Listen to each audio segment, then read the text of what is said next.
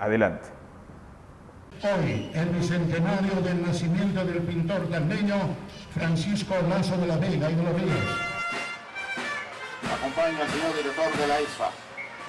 Uno de los personajes emblemáticos de Tacna vuelve a ser protagonista este año en que se recuerda el bicentenario de su natalicio. Se trata del ilustre pintor tacneño José Francisco Domingo Lasso de la Vega y de los Ríos, o conocido brevemente con el nombre de Francisco Lasso. Desde la escuela, para ustedes, el bicentenario de Francisco Lasso. Mi nombre es Gabriel Lina, estudiante de Ciencias de la Comunicación de la Universidad Privada de Tacna. Acompáñennos a ver este reportaje. El artista tacneño del siglo XIX es reconocido por abordar el problema de la desigualdad en el Perú y es considerado precursor del indigenismo, corriente que se desarrollaría recién en los años posteriores del 900. Una revista europea habría referido a Lasso como peruano de nacimiento, pero francés por el talento. Bueno, para Tacna tiene una importancia única porque él es la máxima expresión de la pintura en Tacna del siglo XIX. Ha llegado en alto el nivel artístico a nivel mundial.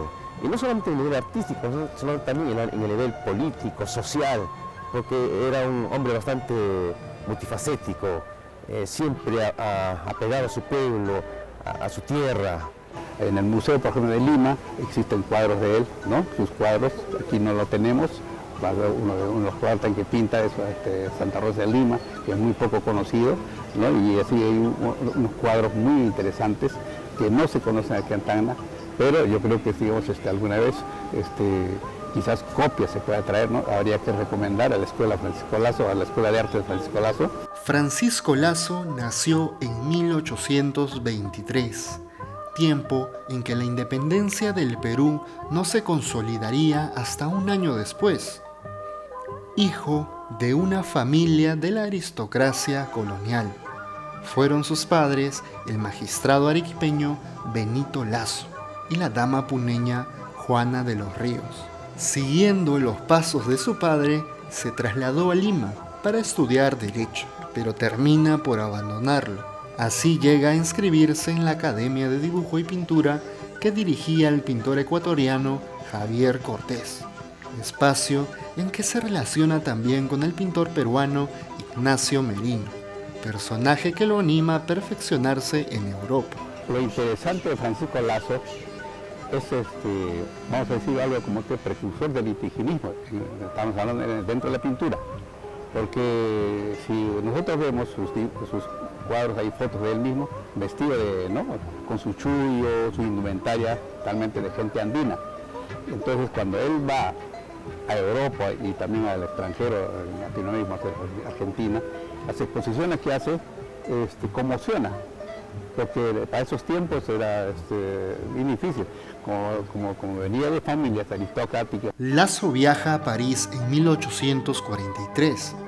Fue alumno de Paul Delaroche durante un corto tiempo, pues abandonó ese taller por el de Charles Gleyre, pintor de estilo severo y notable actividad pedagógica, con cuya pintura Lasso tuvo una mayor afinidad. Aunque el joven Lasso se interesó por el innovador estilo de Gleyre, el maestro que dejó un mayor impacto en nuestro pintor fue Eugene Daymer. Daymer no solo fue un gran maestro desde el punto de vista plástico, sino también un joven vanguardista de quien Lasso aprendió los hábitos de un pintor romántico. A su regreso al Perú, entre 1849 y 1850, recorrió al interior del Perú, específicamente Cusco y Puno, experiencia que dio inicio a su producción de temática nacional en su pintura. Lasso emprendió su largo viaje hacia los Andes como lo hicieron sus maestros europeos, Delaroche y Gleyre, a África y Medio Oriente. Él se va a formar en Europa. Cuando regresa, ¿no es cierto?, pone en práctica aquello que ya se había experimentado en Europa en el siglo XVIII, la necesidad de conocer tierras extrañas, exóticas, ¿no es cierto?, las formas, los usos y las costumbres de otros países, de otros continentes. Entonces él viene con esa idea a recorrer al Perú y a conocer el mensaje profundo de esta tierra. Por eso su pintura revalora al hombre andino, revalora el quehacer del hombre andino. Es una propuesta etnográfica muy importante.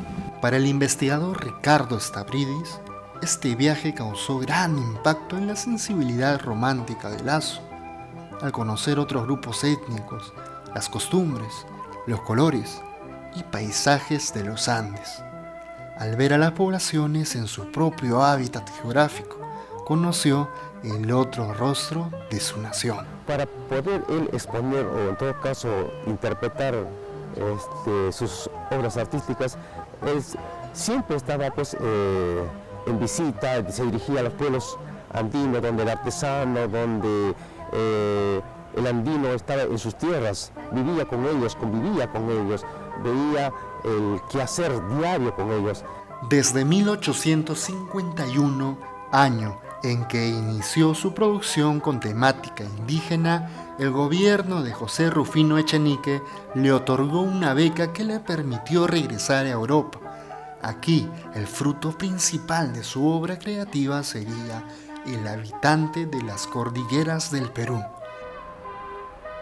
Lasso habría tardado 10 días en su elaboración para exhibirla en la Exposición Universal de París en el año 1855.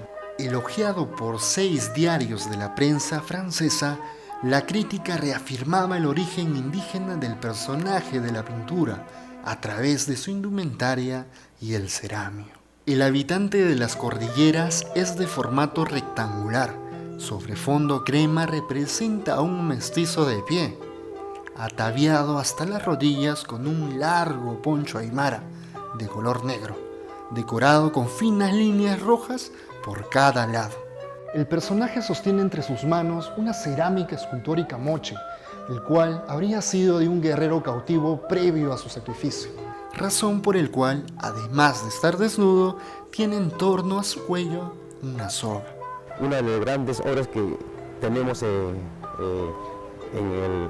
sus exposiciones, por ejemplo, es el alfarero, ¿no?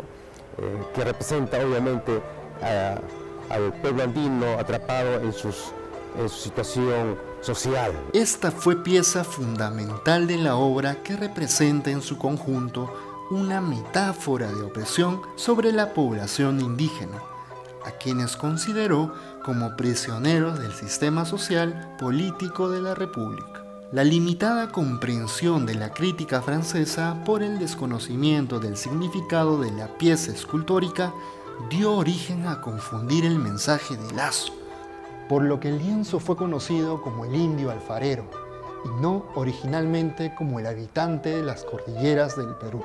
En sus obras, Lasso habría pretendido crear símbolos públicos, imágenes que pudieron representar y construir a una nación joven que aproximaba 5 décadas desde su independencia. Hoy, a más de 200 años de la proclamación de la independencia del Perú, se cumple también en este 2023 el bicentenario de Francisco Lasso. Para la conmemoración se organizó una comisión presidida por la Municipalidad Provincial de Tacna e integrada por la Tercera Brigada de Caballería, la Macrorregión Policial Tacna y Moquegua, la Diócesis Tacna y Moquegua, ESFAP Francisco Lasso y otras instituciones, las cuales desarrollarán actividades durante el año. Un hombre comprometido a través del arte, de la cultura, de la política, de ese deseo sincero de promover la justicia y el derecho. 46 años, pero vividos con una intensidad, con una coherencia incomprensible. Y en suma de estas actividades, Vigil Televisión se hace presente en la difusión de la figura de Francisco Lasso, a través de este nuevo programa que llega para ustedes desde la escuela. Programa que ha considerado en su presentación una pequeña historia ficticia que da vida a un desconcertado habitante de las cordilleras del Perú, en busca de su cerámica, cuya pieza, sabemos, guarda la imponente denuncia social que habría querido transmitir el precursor del indigenismo.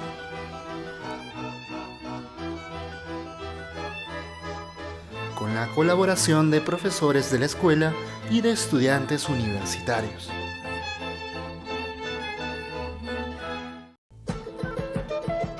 Logrando la producción de la cortina televisiva que acompañará en cada emisión del nuevo programa Desde la Escuela. En el bicentenario del pintor tacneño Francisco Lazo, presentamos Desde la Escuela, que servirá para dar a conocer la pintura del habitante de las cordilleras que por falta de difusión se desconoce. Solamente es conocido como pintor, más claro. Esa es una de las desgracias de nuestro pueblo, ¿no? ¿Y por qué? Porque así funciona el sistema educativo, o sea, nos lo ocultan, solamente nos muestran algunas fases de su vida, pero además de eso es un excelente escritor, es un ensayista formidable. Y su obra completa de sus ensayos recién se produce en el año 2003. O sea, es en el siglo XXI que empezamos a conocer la producción. Y es más, los tacneños no conocemos los ensayos de Lazo. Probablemente por débil apreciación de la población peruana del siglo XIX hacia las pinturas, Francisco Lazo se convirtió en ensayista, publicando 12 artículos de crítica costumbrista y política en la Revista de Lima. El poeta de aquella época, Manuel Nicolás Corpancho, intentaba explicar en una de sus publicaciones que Francisco Lazo habría decidido difundir su mensaje a través de la palabra y no de la pintura.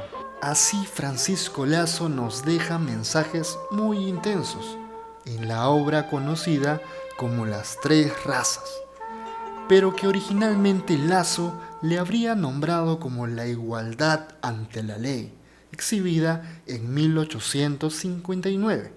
Lazo publica en ese mismo año en la Revista de Lima el texto La paleta y los colores, texto que ataca abiertamente el racismo peruano con una ingeniosa analogía, nada más y nada menos que con la pintura. Según el arte, no hay color que sea superior al otro. El blanco, el amarillo, el rojo y el negro son igualmente útiles, bien combinados formarán un cuadro armonioso, pero empleados torpemente, sin tino, sin discreción, harán un conjunto detestable, en el cual el blanco será tan perjudicial al rojo como el negro al blanco. Y en el gran taller de la tierra, en el cual Dios todo omnipotente y sabio ha colocado razas de diversas índoles y diferentes colores. Porque estos colores no han de ser útiles los unos a los otros, modificando sus propiedades para llegar a la perfección en el cuadro de la humanidad. Un escritor de polendas, cuidado, ¿eh? Ahora, él no pronunciaba sus discursos porque tenía cierta dificultad en comunicación, ¿no? Leían sus discursos, ¿no?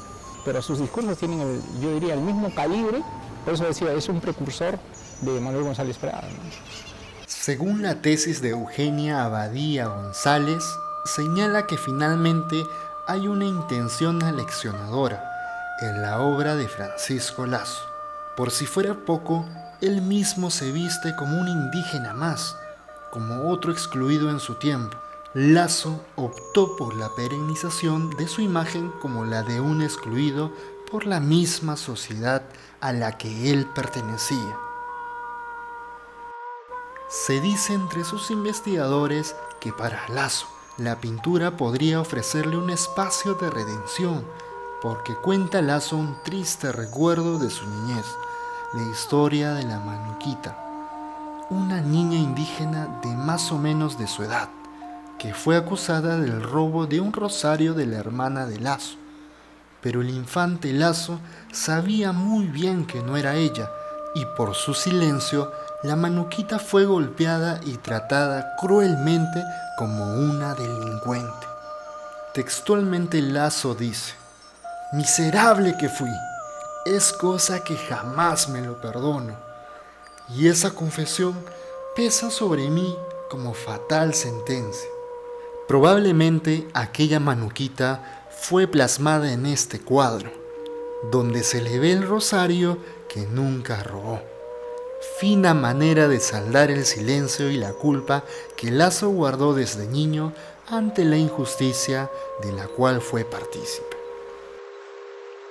Francisco Lasso falleció a los 46 años de edad, después de colaborar en la Cruz Roja para erradicar la terrible epidemia de la fiebre amarilla, el cual su cuerpo no pudo tolerar.